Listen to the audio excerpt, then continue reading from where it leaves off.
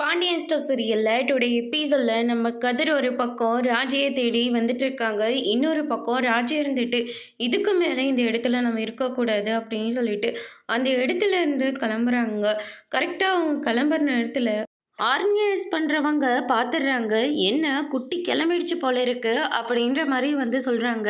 ராஜா இருந்துட்டு இதுக்கு மேலெல்லாம் இங்கெல்லாம் என்னால் இருக்க முடியாது, இதெல்லாம் ஒரு காம்படிஷன், இதுக்கு நான் அங்கேருந்து இங்கே வரைக்கும் வந்தேன், வந்தது எல்லாம் வீணாக போச்சு, நான் கிளம்ப போகிறேன் அப்படின்ற மாதிரி வந்து சொல்கிறாங்க.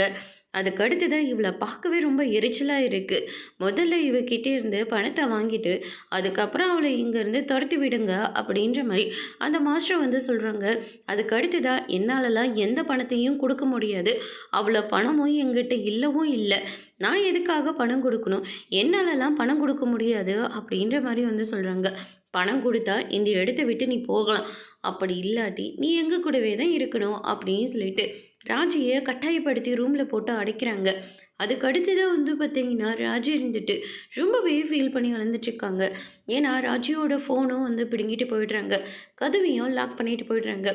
என்னை விட்டுருங்க, நீங்கள் நினைக்கிற மாதிரி பொண்ணு நான் இல்லை, தயவு செஞ்சு என்னை விட்டுருங்க, தெரியாத தனமாக இங்கே வந்து நான் மாட்டிக்கிட்டேன் அப்படின்னு சொல்லிட்டு ரொம்பவே ஃபீல் பண்ணி அழுந்துட்டுருக்காங்க. அதுக்கு அடுத்து தான் மறுபடியும் வந்து பார்த்திங்கன்னா ராஜியோட ஃபோனில் இருந்து கதிர் வந்து ஃபோன் பண்ணிக்கிட்டே இருக்காங்க. மாஸ்டர் இருந்துட்டு எடுத்து பேச வேண்டியது தானே, யாரோ கதிரான், அந்த பொண்ணோட செல்லு தான், ஒருவேளை அவன் புருஷனாக கூட இருக்கலாம் அப்படின்ற மாதிரி வந்து சொல்லிடுறாங்க.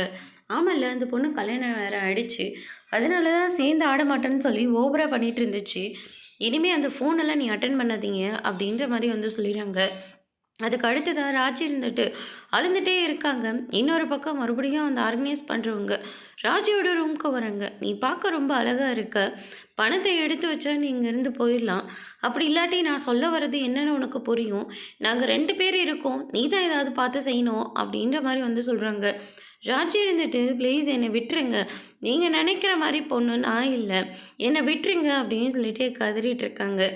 இன்னொரு பக்கம் வந்து கதிர் இருந்துட்டு ராஜியை தேடி ஒரு வழியாக அந்த ரெஸ்டாரண்ட்டுக்கு வந்துடுறாங்க. வந்த உடனே மேலே வராங்க. ஆனால் அங்கே ஒரு ஆர்கனைஸ் பண்ணுற ஒருத்தர் நின்றுட்டுருக்காரு. அவர் கதிரை பார்த்தோன்னே எஸ்கேப் ஆகி ஓடலான்னு பார்க்குறாங்க. ஆனால் கதிரை அதுக்குள்ளே அவங்கள பிடிச்ச அடி அடி நடிக்கிறாங்க. சார் நான் என்ன இதை நான் சொல்லிடுறேன், அந்த பொண்ணு ஆட மாட்டேன்னு சொல்லிச்சு, அதுக்கப்புறம் கட்டாயப்படுத்தி அந்த பொண்ணை கூட்டிகிட்டு போனாங்க, எங்கே இருக்காங்கன்னு எனக்கு தெரியாது, இந்த ஃப்ளோரில் தான் இருக்காங்க, நீங்களே கண்டுபிடிச்சிக்கோங்க அப்படின்ற மாதிரி சொல்லிட்டு அவர் வந்து எஸ்கேப் ஆகி ஓடிடுறாரு. அதுக்கு அடுத்ததாக கதிர் இருந்துட்டு வேறு வழி இல்லைன்னு சொல்லிட்டு ஒவ்வொரு ரூமாக ராஜராஜன்னு சொல்லி தட்டிகிட்டு இருக்காங்க. எல்லாரும் வேறு வேறையாக இருக்காங்க. சாரி அப்படின்னு சொல்லிட்டு கதிர் வந்துட்டு ஐயோ நான் இப்போ என்ன பண்ண போகிறேன்னு தெரியலையே அப்படின்ற மாதிரி ஒரு பக்கம் ரொம்பவே ஃபீல் பண்ணுறாரு. அதுக்கு அடுத்து தான் மறுபடியும் ஒரு ரூம்குள்ளே போய் தட்டுறாங்க. ஏன்னா அவங்க ஆல்ரெடி ராஜிக்கிட்ட பேசினவங்க, ராஜியோட ஃப்ரெண்டு மாதிரி அவங்க பழக ஆரம்பிக்கிறாங்க. நீங்கள் யார் சார் அப்படின்னு சொல்லிட்டு கேட்குறாங்க.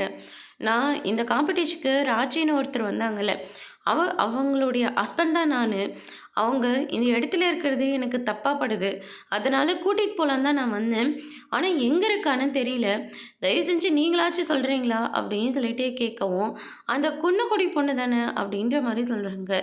ஆமாம் ஆமாம் அவங்களே தான் அப்படின்னு சொல்லிட்டு கதிர் வந்து சொல்கிறாரு. மறுபடியும் அதை ஆர்கனைஸ் பண்ணுறவர் எட்டி பார்க்குறத கதிர் பார்த்துறாரு. டேய் இப்போ நீ உண்மையை சொல்ல போகிறே இல்லையா அப்படின்னு சொல்லிட்டு கேட்கவும், சார் அந்த பொண்ணு இங்கே தான் இருக்குது, தயவு செஞ்சு என்னை விட்டுருங்க அப்படின்னு சொல்லிட்டு அங்கேருந்து எஸ்கேப் ஆகி ஓடிடுறாரு. அதுக்கு அடுத்து தான் அந்த பொண்ணு இருந்துட்டு 104 தான் அவங்க இருந்தாங்க, நீங்கள் எதுக்கும் அந்த ரூமை செக் பண்ணி பாருங்கள் அப்படின்ற மாதிரி வந்து சொல்கிறாங்க. கதிரோட குரலை கேட்டோன்னே ராஜி இருந்துட்டு கதிர் வந்துட்டாரு அப்படின்னு சொல்லிட்டு ஒரு பக்கம் ரொம்பவே சந்தோஷப்படும், வாயை பொத்து அப்படின்ற மாதிரி சொல்லிட்டு இருக்காங்க. அதனால ராஜியோட வாயை வந்து பொத்தி விட்டுறாங்க. ராஜியால் சத்தம் போடவே முடியல. கதிர் ஒரு பக்கம் இந்த ரூமில் ஒரு வேலை இல்லையோ அப்படின்னு சொல்லிட்டு திகச்சு போய் நின்றுட்டுருக்கிற போது மறுபடியும் அந்த ஆர்கனைஸ் பண்ணுறவங்க வராரு. அவங்க இதில் தான் இருக்காங்க சார், நீங்களே கண்டுபிடிச்சிக்கோங்க, எனக்கு சத்தியமாக தெரியாதுன்னு சொல்கிறாரு. அதுக்கு அடுத்ததாக ராஜி இருந்துட்டு கதிர் நான் இங்கே தான் இருக்கேன் அப்படின்ற மாதிரி வந்து சொல்கிறாங்க. அப்படின்னா இந்த ரூமில் தான் இருக்கணும் அப்படின்னு சொல்லிட்டு ரூமை தட்டி பார்க்குறாங்க.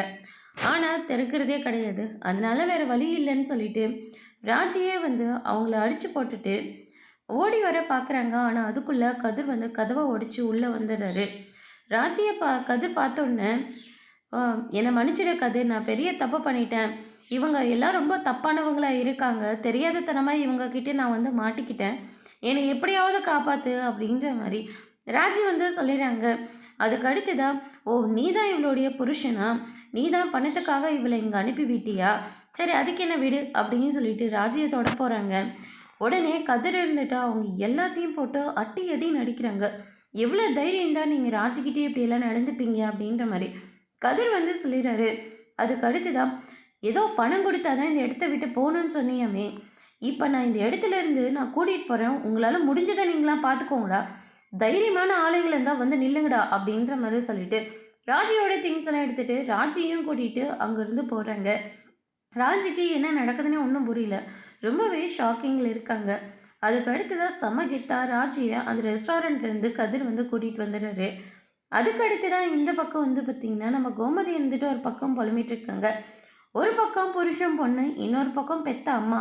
2 பேருக்கு நடுவுல நான் மாட்டிக்கிட்டு முழிச்சிட்டு இருக்கேன். மத்தால மாரி 2 பேரும் என்ன தட்டிக்கிட்டு இருக்காங்க. நான் எப்படி போய் என் புருஷன்கிட்ட குமார் மேல குடுத்த கேஸ வாபஸ் வாங்குங்கன்னு நான் சொல்ல முடியும்? அப்படியே நான் சொன்னாலயும் என் புருஷன் கம்முனு இருப்பாரா? "ஓ! உங்க அண்ணன் பையனுக்கு நீ சப்போர்ட் பண்றியா? இனிமே இந்த வீட்ல உனக்கு இடம் இல்லன்னு சொல்லி என்ன வீட்ட விட்டே தொரத்தி விட்டுருவாரு. அப்படியே தொரத்தி விட்டாலயும் அந்த வீட்டுக்கு போய் நான் நிக்க முடியுமா? முதல்ல அவங்களாம் நம்மள ஏத்துப்பாங்களா? எந்த தைரியத்துல நான் போயிட்டு இவர்கிட்ட நான் போயிட்டு கேஸ வாபஸ் வாங்குன்னு பேச முடியும்?" அப்படின்னு சொல்லிட்டு கோமதி ஒரு பக்கம் புலம்பிட்டு இருக்காங்க. இன்னொரு பக்கம் நம்ம அரசியும் பாண்டியனும் ரொம்பவே சந்தோஷமா ஃபோன்ல ஃபோட்டோலாம் எடுத்துட்டு இருக்காங்க.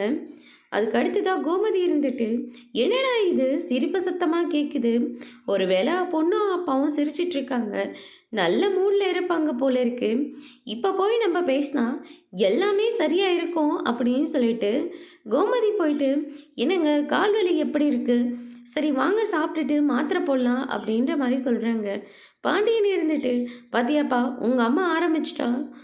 சரி இரு கோமதி, எல்லாரும் வந்துரட்டும் சாப்பிடலாம். கால் வலியும் கொஞ்சம் பரவாயில்ல." அப்படின்ற மாரி வந்து சொல்றாங்க.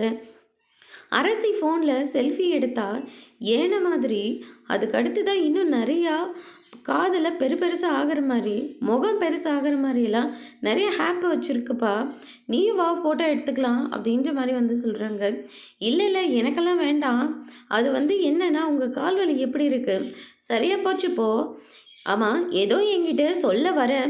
என்ன விஷயம்னு சொல்லு" அப்படின்னு சொல்லிட்டு பாண்டியன் கேட்கவும், கோமதி இருந்துட்டு, "அரசி நீ உள்ள போ. நான் உங்க அப்பா கிட்ட கொஞ்சம் தனியா பேசணும்." அப்படின்ற மாரி சொல்றாங்க. உடனே பாண்டியன் இருந்துட்டு, "என் பொண்ணுக்கு தெரியாத நீ என்ன பெரிய ரகசியத்த சொல்லிட்டு போற? என் பொண்ணு இங்க தான் இருப்பா. சொன்னா சொல்லு, சொல்லாட்டி போ." அப்படின்ற மாரி வந்து சொல்றாங்க. "இன்னும் 2, 3 நாள்ல கோர்ட்டுக்கு கேஸ் வருது. இந்த கால வச்சுட்டு நம்ம போணுமா?" அப்படின்ற மாரி வந்து சொல்றாங்க. இத கேட்டோனே பாண்டியன் வந்து பயங்கரமா கோவப்படுறாரு. "கால் எப்படி இருந்தா என்ன? சரி அப்படியே என்னால முடியலனாலும், நான் கூட்டிட்டு போறேன்ப்பா அப்படின்ற மாரி தான் நீ சொல்லணும். அப்படி சொல்லாம கோர்ட்டுக்கு வேண்டான்னு சொல்லிட்டு இருக்க. கோர்ட்டுக்கு நம்ம போகாம இருந்தா, தீர்ப்பு அவங்க சாதகமா வந்துரும். அப்புறம் அரசிய தான் எல்லாரும் தப்பா பேசுவாங்க. அதெல்லாம் உனக்கு பரவாயில்லையா?" அப்படின்ற மாரி கேட்கவும், உடனே கோமதி இருந்துட்டு, "அப்படி சொல்ல வரலங்க. இன்னொரு வார்த்தை பேசினேன் நான் என்ன பண்ணுவேனே தெரியாது. இங்க பாரு, என்ன உங்க அண்ணன் மகனுக்கு சப்போர்ட் பண்ணிட்டு இருக்கியா? அநியாயம் பண்றவங்களுக்கு கண்டிப்பா தண்டனை கிடைச்சே ஆகணும்." அப்படின்ற மாரி பாண்டியன் வந்து சொல்லிடுறாங்க. "ஏதோ பண்ணுங்க." அப்படின்னு சொல்லிட்டு கோமதி அங்கேருந்து போயிடுறாங்க. பாண்டியன் ஒரு பக்கம் அரசிக்கிட்ட, "பாத்தியாப்பா, அநியாயம் பண்றவங்களுக்காக உங்க அம்மா எப்படியெல்லாம் வக்காலத்து வாங்கிட்டு வந்துட்டுருக்கா." அப்படின்ற மாரி வந்து சொல்றாங்க. அரசியும் குமார பத்தி நினைக்க ஆரம்பிக்கிறாங்க. அதோட இன்னைக்கான எபிசோட் முடிச்சிருக்காங்க. இனி பாண்டியன் ஸ்டோர்ல அடுத்தடுத்து என்னலாம் நடக்க போகுதுன்றத வெயிட் பண்ணி பார்க்கலாம். Thank you.